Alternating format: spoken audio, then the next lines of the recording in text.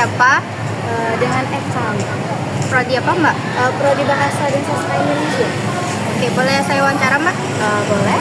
Oke, pertanyaannya, bagaimana jika kamu seorang guru memanfaatkan teknologi di bidang bimbingan pembelajaran di SD?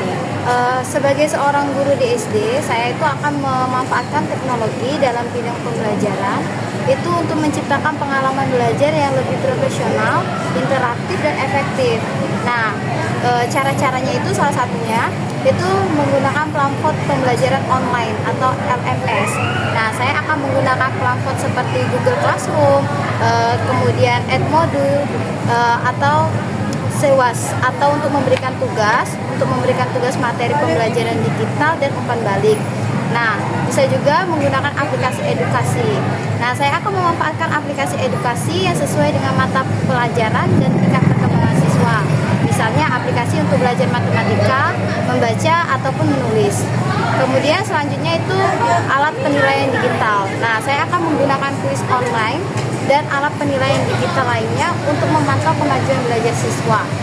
Kemudian video conference, yaitu untuk siswa yang membutuhkan bimbingan individual. Saya akan memanfaatkan video conference, misalnya seperti Google Meet atau Zoom untuk sesi bimbingan secara online. Nah, selanjutnya itu sumber daya online.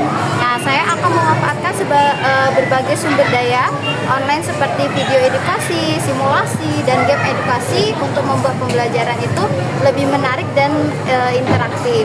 Nah, selanjutnya itu kolaborasi dan interaksi. Nah, pada ini saya akan menggunakan tools kolaborasi seperti Google Dokumen atau Sliders. Untuk tugas kelompok, mungkin siswa untuk bekerja seperti bersama secara real time.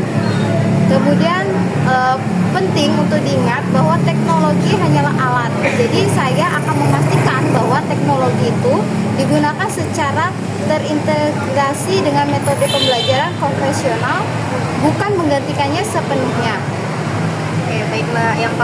Oke, Mbak, baiklah, pertanyaan yang kedua. Jika kamu seorang guru nih, apakah layanan bimbingan pembelajaran di SD ini membantu kamu dalam menghadapi masalah dan kesulitan dalam pembelajaran? Sebagai seorang guru di SD, layanan bimbingan pembelajaran itu sangat membantu saya dalam menghadapi masalah dan kesulitan dalam pembelajaran siswa. Nah, layanan ini memberikan saya berbagai sumber daya dan dukungan untuk membantu siswa mencapai potensi belajar mereka. Contohnya itu seperti identifikasi masalah. Nah, layanan bimbingan pembelajaran itu membantu saya mengidentifikasi masalah belajar yang dialami siswa melalui observasi tes dan komunikasi dengan orang tua. Nah, saya dapat memahami kesulitan yang dihadapi siswa dan merencanakan strategi intervensi yang tepat. Oke, Mbak, sangat bagus sekali. Yang pertanyaan yang ketiga, menurut kamu nih, jika Mbak seorang guru, bagaimana pengarahan yang tepat untuk permasalahan dalam pergaulan pada siswa SD? Nah, sebagai seorang guru SD, menghadapi permasalahan pergaulan siswa adalah hal yang umum pastinya. Nah, ada beberapa langkah yang dapat saya ambil untuk memberikan pengarahan yang tepat untuk membantu siswa mengatasi pergaulan tersebut. Nah, yang pertama itu mendengarkan dengan empati. Jadi, membuat siswa itu merasa aman, kemudian menghindari siswa itu merasa dihakimi. Kemudian identifikasi masalah. Nah, di mana ini saya akan mengajukan pertanyaan terbuka kepada siswa, kemudian memperhatikan bahasa tubuhnya ketika siswa itu menjawab pertanyaan dari kita.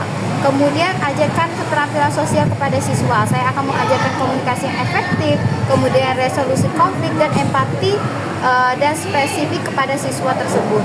Nah, selanjutnya itu memberi bantuan siswa menemukan solusi. Jadi saya akan memberikan solusi kepada siswa tersebut.